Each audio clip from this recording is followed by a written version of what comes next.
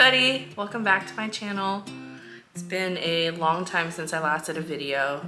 Lots have been happening in our lives. Long story short, Jose and I finally had our wedding after postponing twice, and today I just wanted to do a quick video on how I preserved my wedding bouquet. I feel like florals sometimes can be a big cost towards the whole wedding budget, and I really wanted to preserve that, and since we spent money on it, why not keep it as something that I can look back on later on.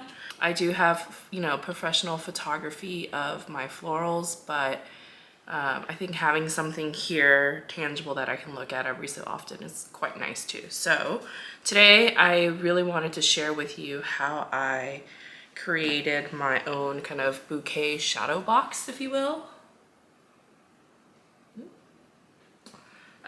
What I did was basically preserve or dehydrate the flowers using silica gel. I won't be demonstrating how I actually dried out the flowers. You can find tons of videos on YouTube. That's kind of what I did.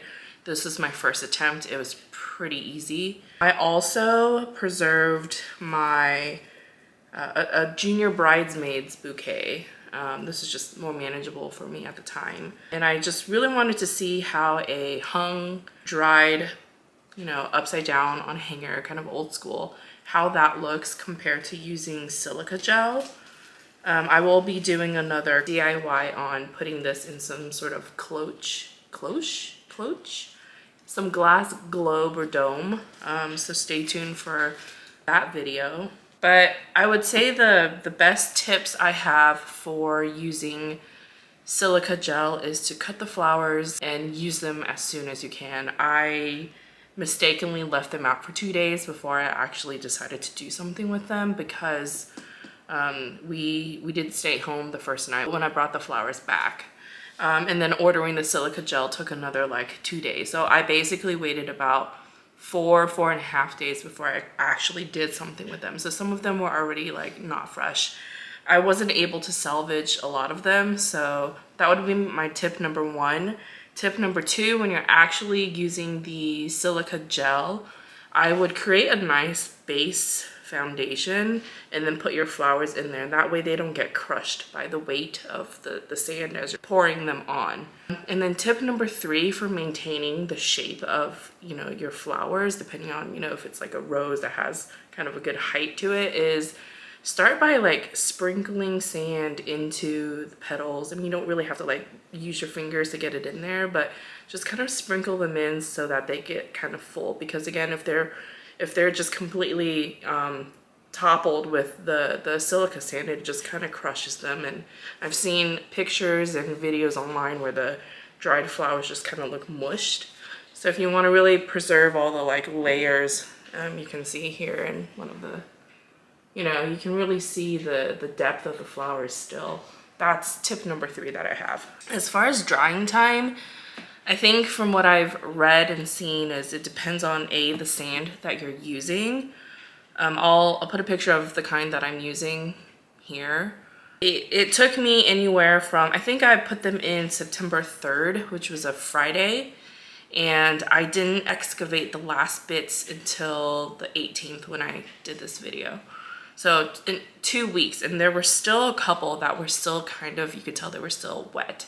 I would say the really waxy kind will take the longest. But I also read that you don't want to leave them in there too long. You don't want to leave all of them in there because some of them can get so brittle and crisp that when you take them out, it just kind of falls apart. So I kind of dug my hands in there every so often, like, every like 3 days or something to see. And I would say like my roses and stuff were the first to kind of come out because they dried pretty fast.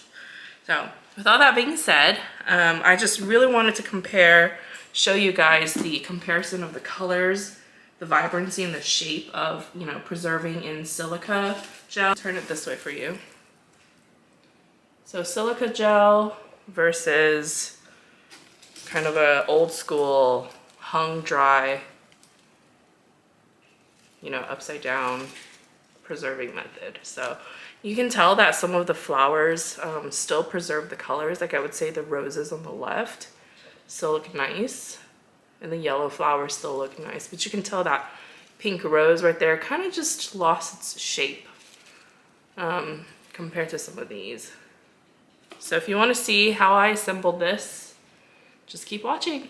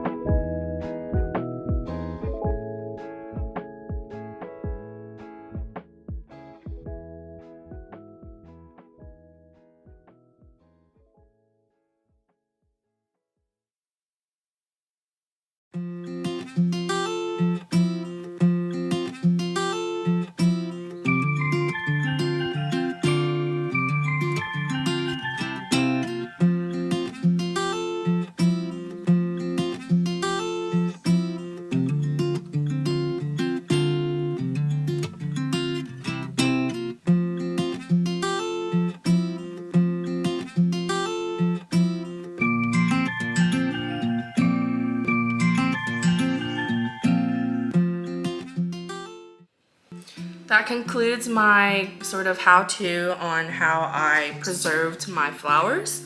I think these could look nice hung on a wall depending on what kind of frame you used. And this could look nice too, you know, stacked on some coffee books on your coffee table. It could be kind of cool.